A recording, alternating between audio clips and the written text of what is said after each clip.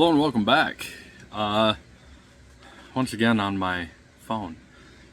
This time I am actually working on firing the forge.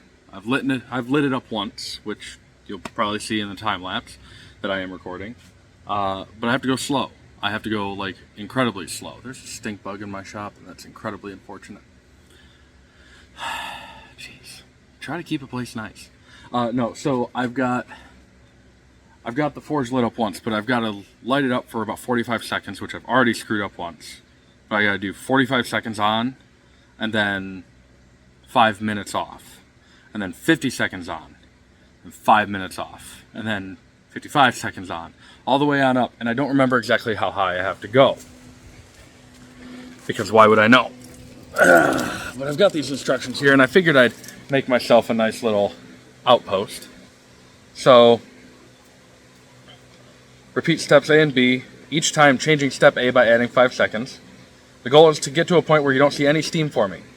Don't rush the air curing or the heat curing process, as the refractory can crack, exposing hazardous ceramic fibers, despite the fact that they said it won't produce ceramic fibers. Great. So, yeah, my setup, it's just this. There's my forge table, my forge, and a propane tank. Pretty simple setup. You can also see I've got the GoPro set up for a time lapse. So if you saw this in the time lapse, you know that I record these at the same time. So yeah, this is the setup for now. Check in a little while.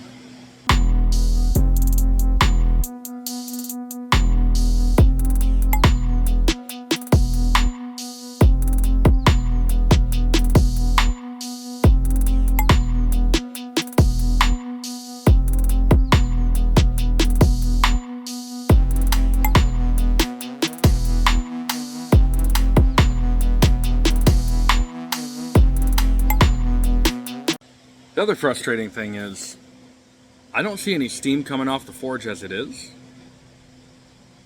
And so it's really tempting to just let it fly, to let it go. And technically I probably could.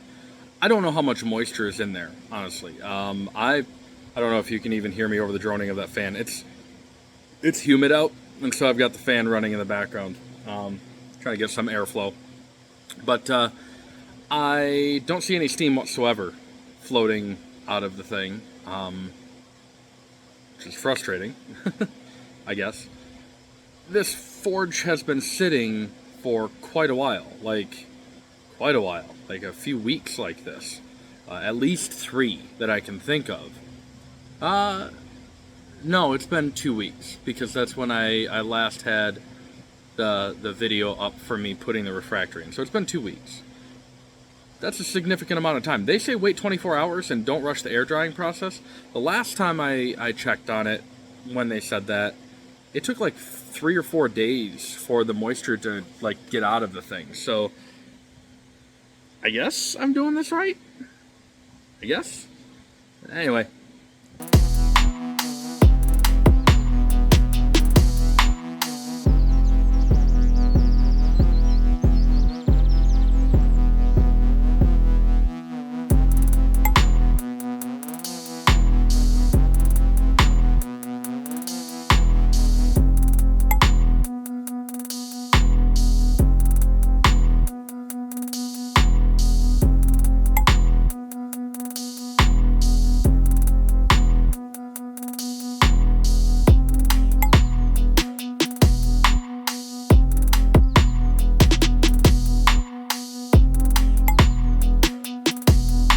The lighting is getting fun throughout every situation because I don't have my actual lighting set up, because I'm shooting a different kind of video. Welcome to my trashed garage. So there's another thing that I want to show you. Another project I've been meaning to get to for quite a while, actually, and you're not going to be able to hear me talk that well because of the fan. So I'll just show you and then explain it in a minute.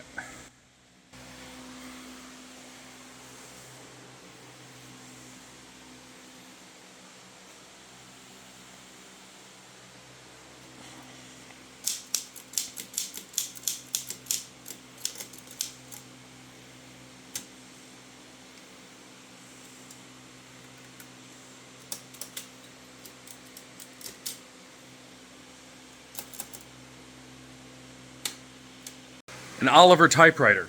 Sorry, fan. Forgot again somehow.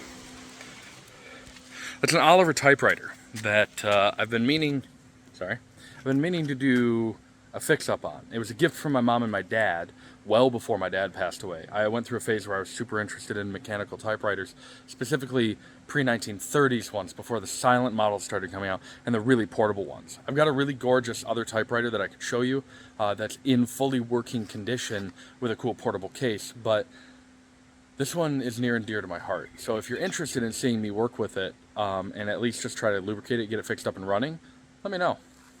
I'd be interested in doing that.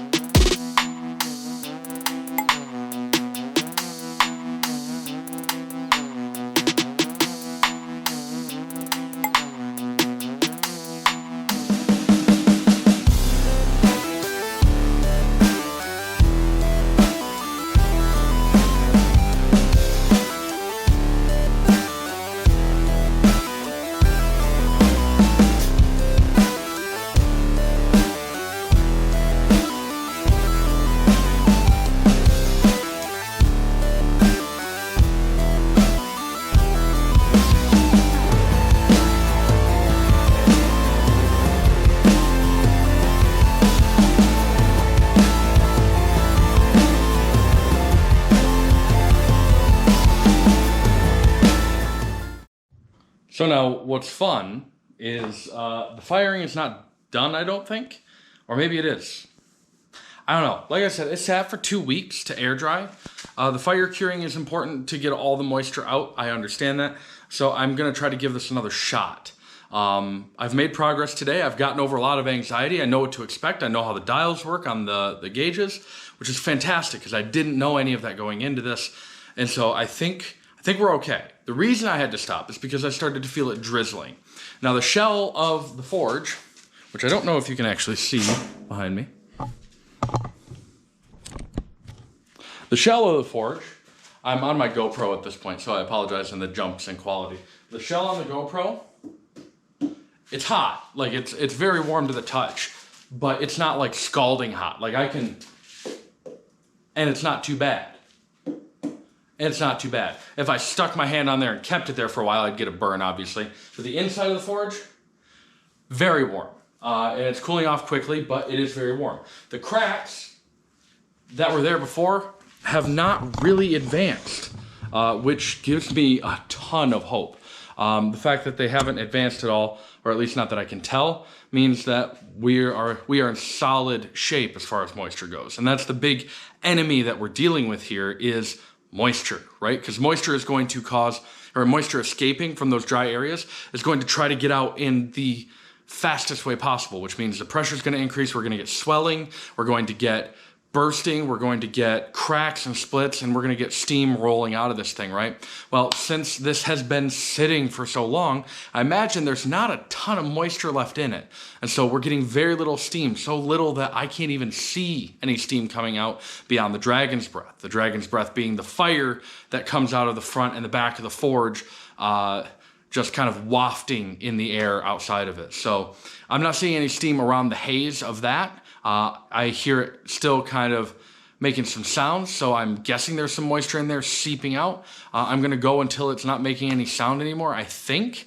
I think that's probably the best way for me to go, because if there's sound, there's likely some sort of evaporation happening there. So maybe there's some moisture in there. I bet there probably is, but I don't know. So I'd rather be safe than sorry. I'm going to not risk it, and I'm going to let this thing sit overnight. We're going to go from there on the next one. The weather this week is pretty hot and humid, and we're supposed to get thunderstorms either tonight or tomorrow, and I'm under a severe thunderstorm warning. So I don't want to risk it. I don't want to leave the forge out there and reintroduce moisture into the cement or the refractory in case of further damage or further delay and stuff like that. There is another project that I'm interested in doing that I haven't touched in years. I used to do this a little bit, not a ton, but a little bit. I've actually got a couple of manual typewriters. I showed you one earlier, the Oliver, which is a sidearm pre-19, I think it's a 1919 actually, 1919 Oliver, but I could be wrong. I have to do a little bit more research on it again because I don't remember all of it. I also have an Underwood number 3.